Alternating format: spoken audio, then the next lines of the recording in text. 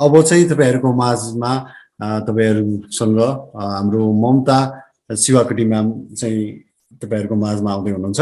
Mamata Shivakoti one of the best legal expert in Nepal हुनुहुन्छ। उहाँ चाहिँ एक खालको सेलिब्रिटीको रूपमा पनि तपाईहरुले चाहिँ चिन्न सक्नुहुनेछ।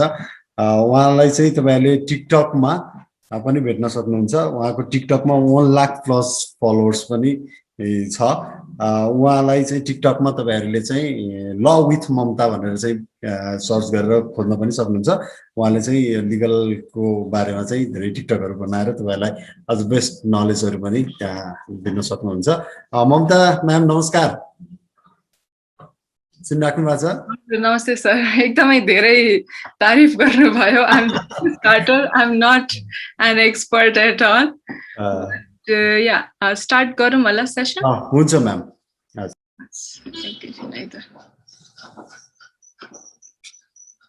मेरो स्लाइड भिजिबल छ है? ठीक छ ma'am. So, good evening, ladies and gentlemen. Firstly, I would like to thank NICE for such a productive initiative and for providing me this platform. So today I will be giving a short glimpse of Constitution, constitutionalism, and human rights. Before this, we heard about how you format your particular answer in the examination from Gajendraji. So right now, understanding how important Constitution and constitutionalism has become in the recent time, especially, I'll be giving a short glimpse of concept overview, just elements, features. What do you incorporate when you talk about constitutionalism? Just a general analysis of it.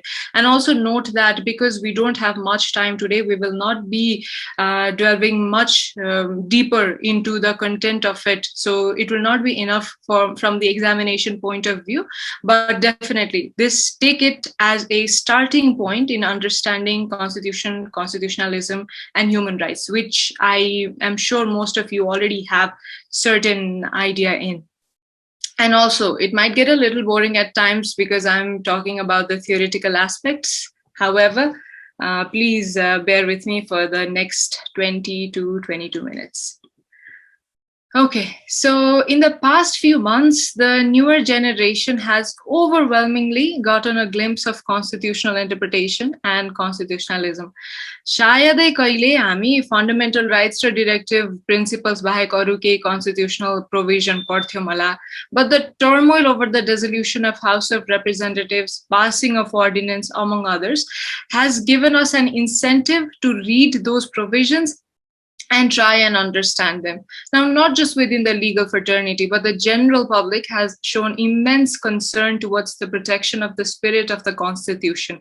This is quite apparent by the plethora of memes that were made during these times. Now, memes of rule of law, constitutionalism, and the so famous Tyo Pardaina has been huge, and people are showing their dissatisfaction everywhere. Now, some of these might be pretty relative to you as well. If you're investing in share, then there's one meme which says, "Friend, IPO paryo," and there's this meme called "Tyo pardaina." And a very relevant one during online classes are when the organizers ask you to turn on your video, and then the participants are like "Tyo pardaina." So, anyway. Now, the fact that people all around are making memes, they are trying to understand what is actually happening in the country, and they are trying to criticize the unconstitutional act, means that it shows that people have this spirit of constitutionalism in them. And this spirit of people that calls for fair system and rule of law is what constitutes constitutionalism. In your journey as a law student and in your upcoming journey as a government officer, you will definitely face many issues like these. They might not be as nationwide as the current issue, but in every document you interpret, in every case you file, in every argument that you bring, your adherence to constitutionalism will definitely be tested. So this responsibility falls upon each of us to understand and uphold the constitutionalism and constitution of our country. So with great power, indeed, comes great responsibility. You are all now the friendly neighborhood Spider-Man. The difference is that your power lies in your voice and your pen, and you come in a black coat. Okay, so this was much of a preaching thing about why constitutionalism is so important. Apart from the fact that you have to write it in your examination, I am pretty sure all of you know why it is so important in life of a lawyer. So, Constitution, as you know, is the supreme law of the land. Article 1 of the Constitution of Nepal 2072 clearly states that it is the fundamental law, derogation from which is not allowed, and it is the duty of every one of us to uphold this Constitution. This includes the Prime Minister of the country, all bureaucrats, corporate leaders, attorney, private attorney, everyone. Now, our constitution is based on democratic values. It is inclusive, it is non-discriminatory, it is fair, it provides remedies in case of violation. Overall, it establishes free and fair rule of law. These provisions are regarded as the salient features of our constitution, and this is what differentiates our constitution from the past version of Nepali constitution. Now, the preamble of our constitution is inclusive of all these elements that I mentioned before. It internalizes the people's sovereign right and right to autonomy. It maintains freedom, national unity, territorial integrity. It calls for progressive change. It advocates to end all forms of discrimination and oppression and rejects autocratic system of governance. It promotes and protects tolerance, harmony, proportional inclusion, participation, equality, social justice, and non-discrimination on any ground. And it is committed to maintaining a multi-party democracy system of governance, civil liberties, fundamental freedom, human rights, adult franchise, free, fair, and periodic election, full freedom of press, independent and competing judiciary with the aim to build a prosperous nation. And this is not, whatever I said just now is not something that I brought from my head or something that I borrowed from a certain book. This is actually what is written in the preamble of our constitution. So when you are talking about the salient feature of our constitution, make sure that you start reading from the preamble itself, because the preamble provides you the glimpse of what the constitution will be like and what the principles that your constitution is adhering to in the upcoming provisions. So in the preamble and the provision of our constitution, which will be discussed in a while, we can clearly find a reflection of constitutionalism. But what is so special about that? Isn't constitutionalism the spirit of constitution? Now, this is something that people or students generally confuse. Yes, while constitutionalism is reflective of spirit of constitution, one must note that constitutionalism is not the same as constitution. For example, a country might not have written constitution, yet it possesses constitutionalism, like in the case of UK. And also, while a country may have a written constitution, it may not possess constitutionalism owing to its autocratic and power-centric provision.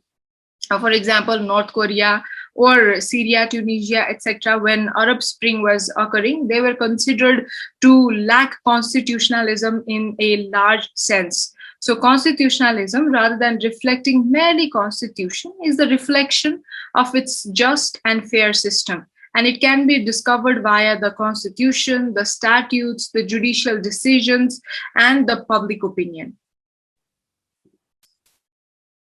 So our constitution is inclusive of all of these aspects as seen above, as we could also see from the preamble.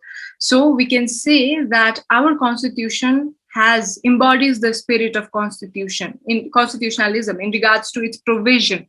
However, if we are to assess constitutionalism, if we are to assess whether constitutionalism truly exists in our country, we have to look at the implementation of these provisions, which can be found in several entities, such as presence and implementation of rule of law, fundamental rights, independence of judiciary, judicial review, separation and check and balance of power, and popular sovereignty. Now, there are also other indicators of constitutionalism, which you will learn in detail in the upcoming classes.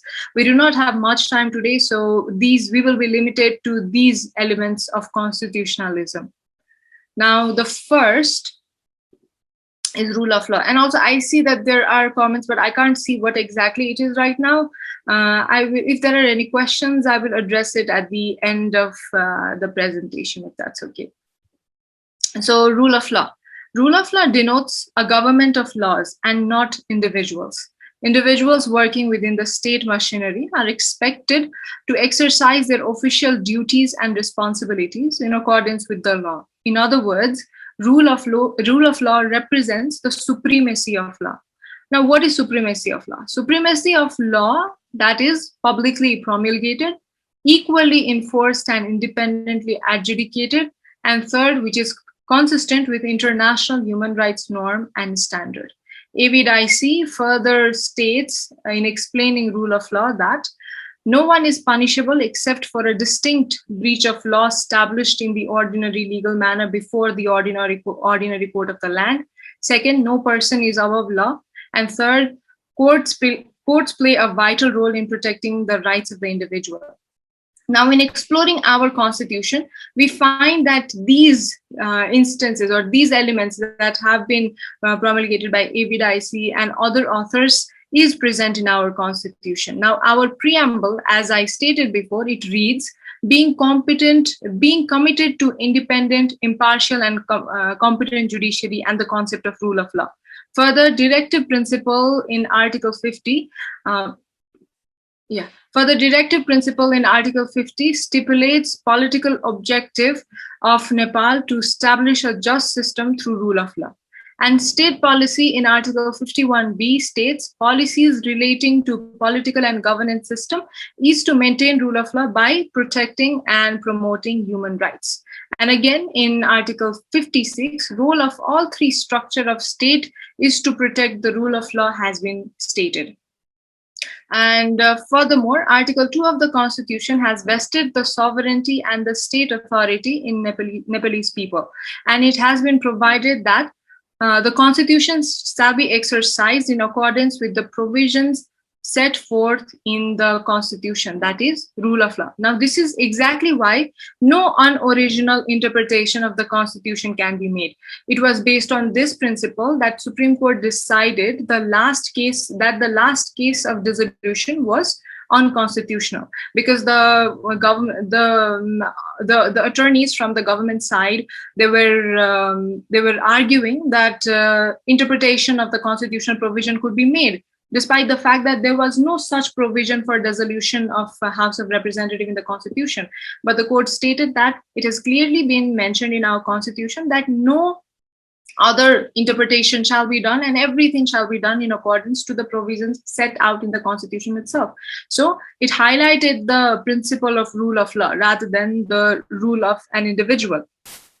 Now, this is the constitutional provision of our country. So when writing about the feature of Constitution of Nepal 2072, you can state that rule of law is prevalent. But when you are assessing constitutionalism based on rule of law, you have to analyze the practicality of these provisions as well. So how you frame your answers will depend on what sort of question you have been posed. If you are to talk about constitutionalism in Nepal, then it is not enough that you just write constitutional provision and say that Nepal has rule of law or Nepal has constitutionalism, because you also have to assess whether have they actually been implemented. Now, critical analysis is must, and this has been done via various judicial decisions and other cases. And this issue of dissolution right now raises a pressing question. Many have named this phenomenon politics. Now, if it persists, can we really call it rule of law, or does it signify rule of man? Now, many cases like the Budhanilkantha road accident case, Nirmala Panta case, the case of homicide based on caste discrimination in Bheri, you can base yourself on such instances, such cases, and try to decipher if constitutionalism via rule of law exists in Nepal. So such critical analysis is very important when you give answers in exam and further when you reach policy making level in your career. Now, as Gajendra-ji also rightly pointed out last time, whenever you're writing your answers, you have to give such contradicting arguments as well. And when you're writing, when you're talking about way forward, you also have to show what the exact practical scenario of your country is, and you can do this based on cases. So cases, it's very important when you're trying to analyze any provision of your country. Now, the next one is popular sovereignty. Now, popular sovereignty envisages the fact that public is the source or fountain of all government authority. The legitimacy of any governmental power is derived from the consent of public. In other words, the government acquires its mandate from people. The doctrine that sovereign power is vested in the people and that those chosen to govern as trustees of such power must exercise it in conformity with the general will is the doctrine of popular sovereignty. Now, there are three primary methods to exercise popular sovereignty. They are elections, second is recalling representative, and third is referendum. Now, a very good example of popular sovereignty can be seen in France, where any government bill which deals with the organization of public authorities or with reforms relating to economic or social policy of the nation is submitted to referendum before being passed. So here you can very easily see how popular sovereignty is effectively exercised in France. Now, in Nepal as well, we have provision of elections, which play an important role in governance system. We have Article 84, which provides for election of House of Representative through first past the post method and proportional system. And further, we have Article 86 for National Assembly, Article 62, where we talk about election of president through electoral college. We also have Article 245 for Election Commission and Article 275 for referendum. Now, but again, there are constitutional provisions. However, the trend of dissolution, the trend of party politics, the trend of handing out positions of minister like a family position. Now, is it really indicative of popular sovereignty? Who is actually ruling us? Do we want these leaders? Is it reflective of is it reflective of the people's, the sovereign's interest? So these are all questions to ponder on, which you can answer through the existing current affair of your country and through judicial decisions again. Now, the third element is separation and check and balance of power. Under constitutionalism, power is not concentrated in any one organ of the state. It is diffused among three organs of the state: the legislature, the executive, and judiciary.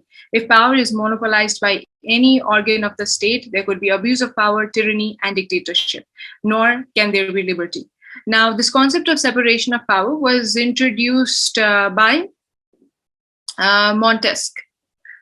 He's a French philosopher who propounded three major tenets. First is that power should be divided into three major branches: legislative, executive, and judiciary. Second, one person should not interfere, influence, or control the work of another.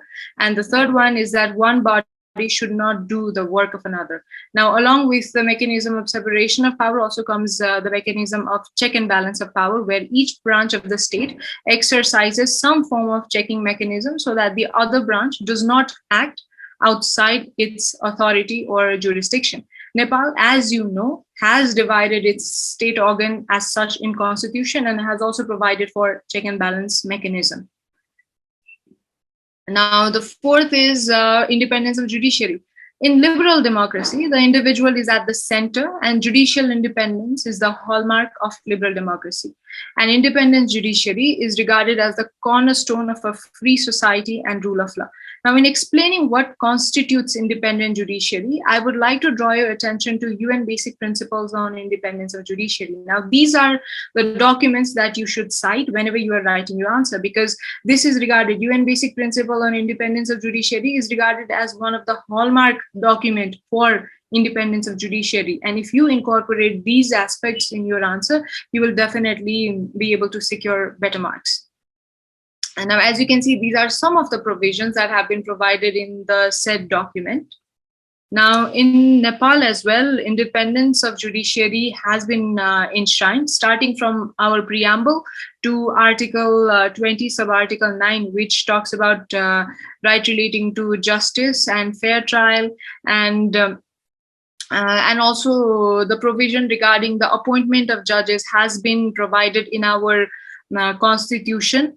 You can look at the provisions for the appointment of judges as provided in the screen. However, now because of the said arrangement of appointment where there are political entities also involved, that is why the question of independence of judiciary is still in gray area in Nepal. So news of judiciary favoring a certain political agenda has been something that constantly has haunted the judicial sector of our country. And this exactly the same problem has also been seen in Afghanistan and many other countries where, because of client-patron relationship, that is one body appoints the other body. So what happens is there's sort of, if in a corrupt system, there sort of lies this contract that, okay, ma timila appoint garchu, you also work in favor of me. So sometimes that sort of loophole or that sort of slippery slope can be seen when such appointment mechanism is adopted by any country. So that is why, and that is why there is a huge question in regards to independence of judiciary in our country as well. But well, in practice, unfortunately or fortunately, let's say that this sort of appointment is something that is prevalent in majority of the country. So now in regards to how do you control this client patron behavior is something that we need to work more on, and maybe by reforming the mentality of the people, the bureaucrats in general, or by through strong checking mechanism, we can ensure that such a mechanism does not exist in judiciary. Now, the fifth is protection of fundamental right and freedom. Fundamental rights are basic human rights provided to citizens, and they are constitutionally protected. They have higher degree of protection and remedies, and they usually invoke extraordinary jurisdiction and filing petition in Supreme Court or High Court. Now, in Part 3 of our Constitution, the famous fundamental rights have been secured. Article 16 to Article 48 provide fundamental rights and duties such as right to live with dignity, right to freedom, right to equality, rights of women, child, Dalit, senior citizen, right of housing, education, environment, food, work, etc., and the right to seek remedy in case of violation. So these rights are reflective of the Universal Declaration of Human Rights and the commitment of Nepal has, and the commitment that Nepal has made in protecting human rights through ratification of the core human rights treaties such as International Covenant on Civil and Political Rights or International Covenant on Economic and Social Rights, the Convention relating to children. You can find the list of all of these ratified human rights convention in the OHCHR website. If you look at the ratification status of Nepal, you will see all the documents that Nepal has ratified. And when you write about fundamental rights, it is imperative that you shed light on judicial decision again. You will find plenty of writ petition in this regard. There are a lot of writ petition on habeas corpus. Furthermore, Prakash Mani Sarma, Surya Dungel have instituted cases based on fundamental right to environment. Advocate Meera Dungana is another proponent of securing fundamental rights of equality when it came to equal rights of property, equal property rights of daughter, marital rape, etc. And you also have probably heard of Reena Bajracharya case of RNAC where right of equality was invoked in quashing unequal employment criteria of RNAC. So in that way, when you give decisions, when you give court decision in interpreting certain fundamental rights, then it will definitely bolster your answer more. So the final element we will discuss today is judicial review. It refers to the process where actions of executive or legislative is subject to review by judiciary. This is the check and balance mechanism that is adopted by judiciary against legislative and executive. It is based on three principles. that is supremacy of Constitution. Second is that Supreme Court has authority in deciding matters related to constitutional interpretation. And third is that any action contradicting to the Constitution should be ruled ultra vires, that is null and void. Now, it was first exercised in the case of Marbury versus Madison. I'm pretty sure you've heard of this case, where the Supreme Court, which provided Supreme Court of United States the power to invalidate the legislation by Congress.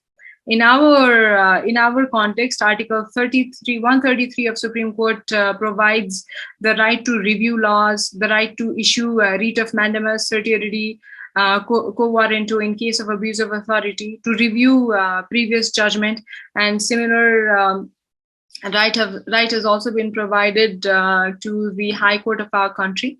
And there are also many precedents that have been set via judicial review, a few of which I also discussed before: the case of marital rape, the case of prison reformation, even the very recent case of dissolution. These are all instances of judicial review, which is important for a country if they want to keep alive the spirit of constitutionalism. Just imagine if there was no provision of judicial review in regards to the action of executive, then our HOR would have been dissolved already, and that also in contradiction to the provision that has been provided in the Constitution. And when that happens, what do? Do we just throw our Constitution away? Because if anybody can make any decision, and if there are no repercussions, how do you say that constitutionalism exists? Or how do you even say that Constitution is the supreme law of the country? So from this, you can see that constitutionalism is the tool that makes, or that enables us to make Constitution the supreme law of the land. If we do not embody the essence of constitutionalism, then not just Constitution, any act, or say people participation, inclusion, equality, none of these aspects can be properly implemented. So yeah, now this was just a brief overview of constitutionalism, Constitution of Nepal, and a very short brief of human rights, which I gave in between fundamental right. Now, in writing your answer, you will definitely want to incorporate at least these aspects. I think this was also dealt with by Gajendraji before. Start with concept and definition, talk about elements, give cases, give analysis, and also give examples from foreign jurisdiction, if possible. Now, there are many cases of India itself that might be quite helpful for you to understand the complexities of Constitution. And I'm sure you'll learn all of these in upcoming classes as well.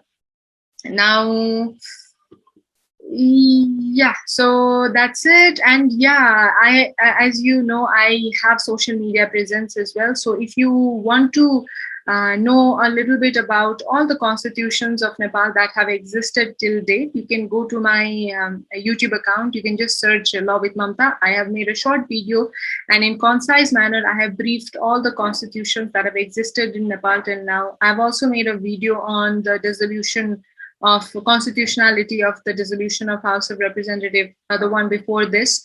And if you actually want to look at the PDF document itself of all the constitutions that have existed till date, you can go to Law Commission website.